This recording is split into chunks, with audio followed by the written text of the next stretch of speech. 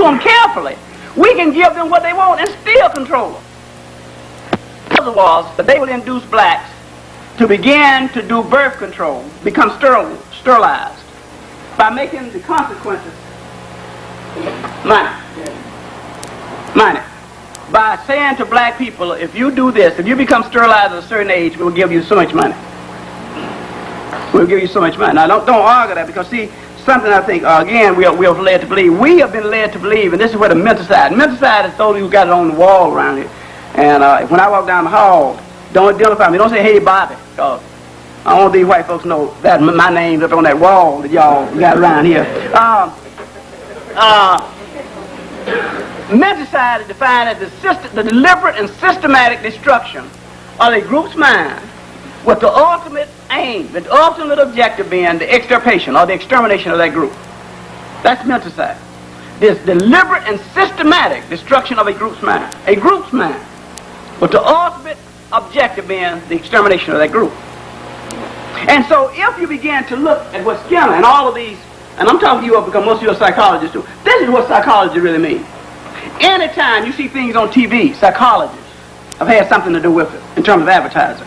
Anytime you see those projections on who's going to win an election, the moment that CBS at 6 o'clock at CBS at the polls close, psychologists worked out those statistical formulas. See, back in 1925, what's his name, who was one of the first behaviorists who they caught on the top of a desk with a student and fired him. What's his name? Said, give me any student, any child, and I'll make it whatever I want. Watson, who was the first behavior. Watson, when they fired him from the University of Chicago, what Watson did went and started J. Walker Thompson's advertising agency, a psychologist. Became the largest in the world. You see, I'm saying to you, when you start talking about psychology, it's one thing you might hear this narrow thing here at junior college. It's another thing altogether for whites. It was psychologists who started what is now the CIA. Only it was called then OSS in the Second World War. Before the Second World War, the United States didn't have that type of arm, that type of intelligence arm. I'm just showing you that how much you have to learn. And don't let anybody fool you in this field you're in that is irrelevant. Because you're talking about people's minds. You're talking about influencing people. In fact, you're talking about determining their very existence. And as Harold said, I said, yes, I do say that. If you control minds, you control behinds. I don't care what people say. And so, one of the problems we have, so in moving on to this, let me just give you a couple other things that you should look at about this. Now, if we look at a student, or we look at a university, it becomes very clear, Atlanta University, Atlanta Junior College system here, that one of the realities is our condition. And this is where blacks sort of get confused. This is where we get confused. Our true condition. One of our true condition is oppression, exploited, women are exploited, da-da-da-da. No. We are what? Enslaved. Enslaved. And the reason we're enslaved is because all of our life-sustaining institutions are controlled by whites. That's slavery. That's slavery. I will guarantee you, there's nobody in this room can tell me where you turn your water on at, or where you turn your lights off at. I ain't talking about in your house. Because they can turn your lights off without even coming in your house. All of our life-sustaining institutions are controlled by another group. That is slavery. That is slavery. Now, I'm not telling you all of this to depress you. You know what I mean? You know, I'm talking about because you keep hearing this type of stuff, and I believe that we are stronger than other group of people. Well, we have been led to believe that we are super people. We're not super people. We're simply just not utilizing the appropriate methods to address this problem. Most of the time, they get us because we personalize it. We personalize it because we have a white friend. What are you talking about? Whites treat me better than blacks. Why they ripped on my TV last night? We equate ripping off a TV with ripping off your mother.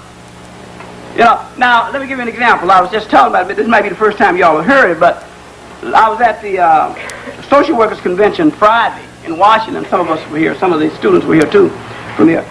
And I was pointing out that on the plane, the day before that, a sister had talked to some black students in Chicago, and a student had pointed out that a sister stood up and said, well, you're talking about these black men and black women.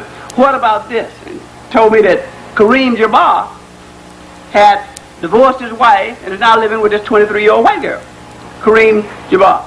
You all know Abdul Kareem Jabbar, the mad militant, you know.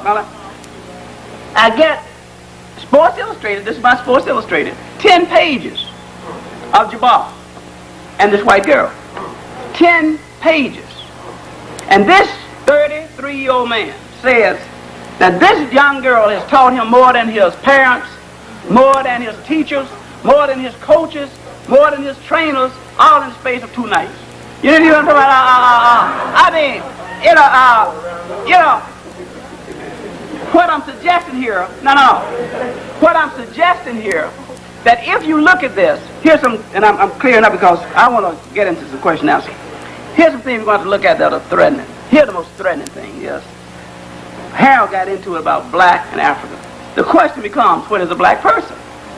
Now, we've been having some deep arguments about this over the country, deep discussions about this around the country, quietly.